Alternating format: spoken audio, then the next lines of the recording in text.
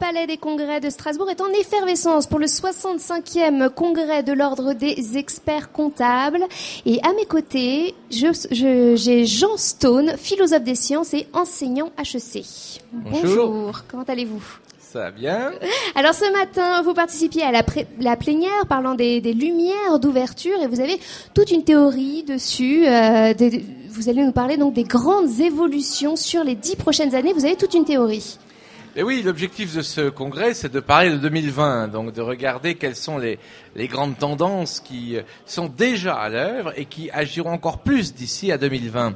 Donc moi j'en vois 4 et la première c'est le passage d'un capitalisme basé sur le capital, c'est-à-dire des machines, regardez General Motors, il fallait pour la dépasser, la General Motors, construire autant d'usines que la General Motors, produire autant de voitures, ça prend des décennies et des décennies.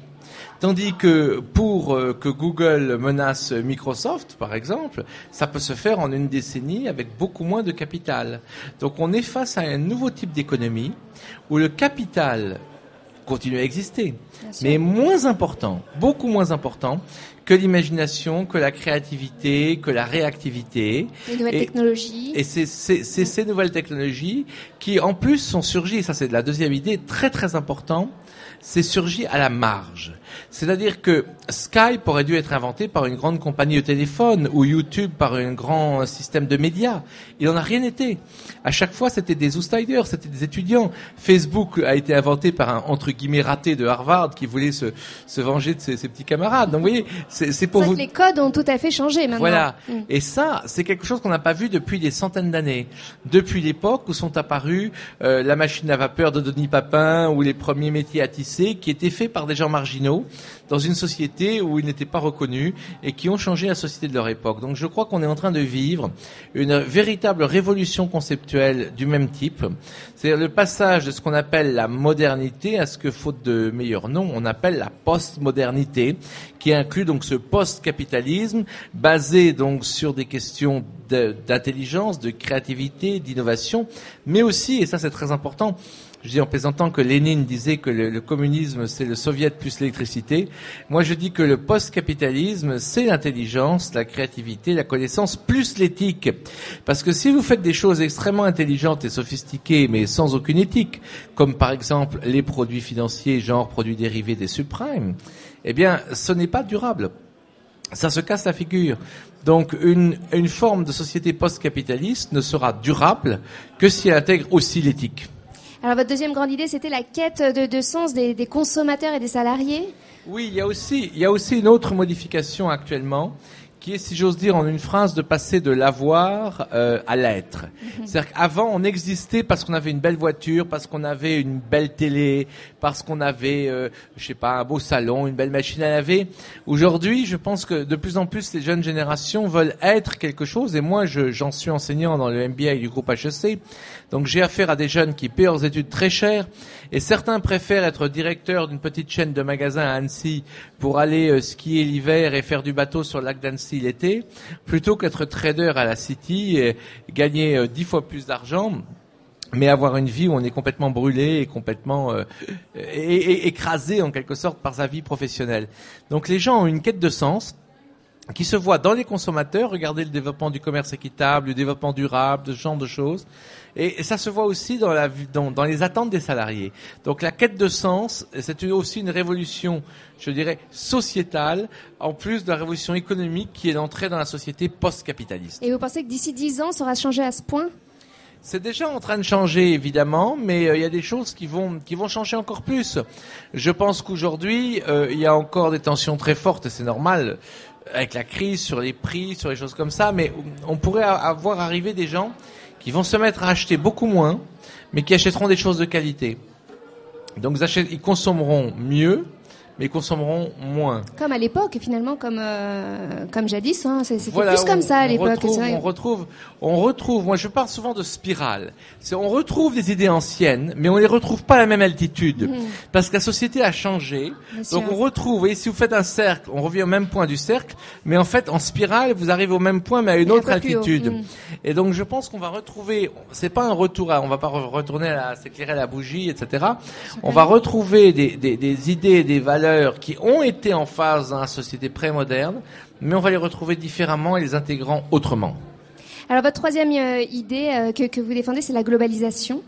Oui, alors effectivement, là, je dirais un petit mot. Je citerai juste 4 pionniers, c'est fascinant, qui n'avaient aucune idée qu'Internet, Facebook, Wikipédia, Google existeraient un jour et qui pourtant avaient tout prévu. Le premier est Pierre Teilhard de Chardin, mort dans les années 55, et qui parlait de conscience planétaire. Aujourd'hui, c'est réalisé, ça s'appelle Wikipédia, c'est justement une conscience planétaire l'intelligence mise en commun, qui produit une œuvre globale, qui est en permanence auto-éditée. Bon. Ensuite, vous aviez Marshall McLuhan qui disait cette phrase célèbre, c'est un théoricien de la communication, mort en 1980, donc là aussi avant l'âge Internet, qui disait « The media is the message ». Ça veut dire, il y a des médias dont l'existence est plus importante que le message qu'ils véhiculent. La plupart des gens sur Facebook ou sur Twitter ne disent absolument rien d'important. Ils disent, je sais pas, mon chat a renversé mon chat a renversé ma tasse de thé ce matin. Ou je suis au congrès voilà, à Strasbourg. Il doit y en avoir. Voilà, donc si vous voulez, il y a rien d'intéressant, mais l'existence de Facebook ou de Twitter est en soi une information transformative de la société, et c'est ce que, d'une certaine façon, McLuhan avait compris 30 ans avant. Ensuite, vous avez Guy Debord, qui parlait de la société du spectacle, et évidemment, elle est partout dans le monde d'aujourd'hui, où les politiques sont obligés d'aller dans les émissions de Michel Drucker le dimanche après-midi.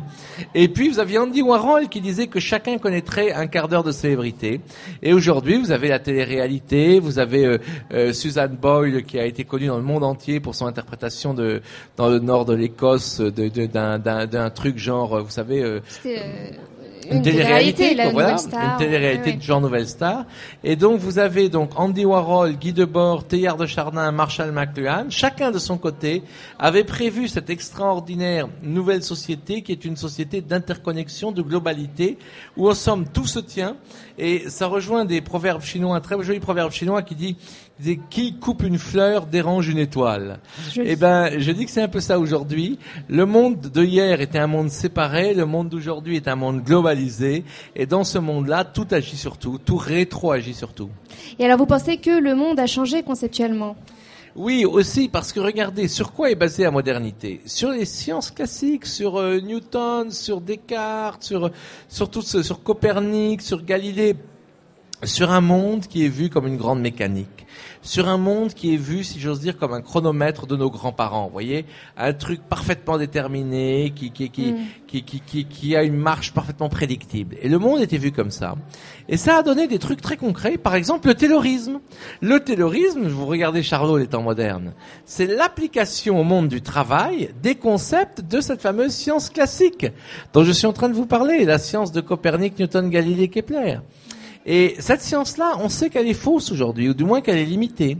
Elle a été dépassée par des choses qu'on appelle le principe d'incertitude en physique quantique, le théorème d'incomplétude dans la logique, l'effet papillon qui dit qu'un papillon peut déclencher une tempête, vous voyez, la théorie du chaos qui vous dit qu'on ne peut pas prédire des choses au niveau macroscopique. Ça a l'air de choses compliquées, ça a l'air de choses éloignées de nos préoccupations quotidiennes. En fait, c'est fondamental, parce que ça nous donne une autre vision du monde, ça nous donne une autre vision de la façon dont on peut agir sur le monde. Ça ne veut pas dire qu'on peut plus rien faire, qu'on est impuissant, mais ça veut dire la chose suivante. On peut pas prédire pour un point particulier, on peut prédire que globalement, pour une famille de produits, pour une famille d'objets. En d'autres termes, vous pouvez pas dire que la Velsatis ou la Twingo va planter ou réussir chez Renault, mais vous pouvez dire que Renault sera plus performant qu'un autre constructeur s'il est capable de sortir du cadre et d'appliquer de nouveaux principes. Vous voyez, c'est ça la nouvelle idée. Avant, vous aviez des façons déterministes de dire, voilà un produit, c'était le Boston Consulting Group, c'est en phase de croissance, c'est en phase de maturité, c'est en phase de déclin. C'était déterministe. Maintenant, la nouvelle façon de regarder la société, de regarder l'entreprise, de regarder l'évolution de l'économie, c'est une vision probabiliste. Et ça, des gens comme le prix Nobel Ilya Prigogine, dont j'ai été l'élève, l'ont très bien montré, en montrant justement que ces nouvelles idées de chaos, d'incertitude, s'implémenter dans notre monde et changer notre rapport au monde, notre rapport aux choses et notre rapport à la prédictibilité, à la prédiction.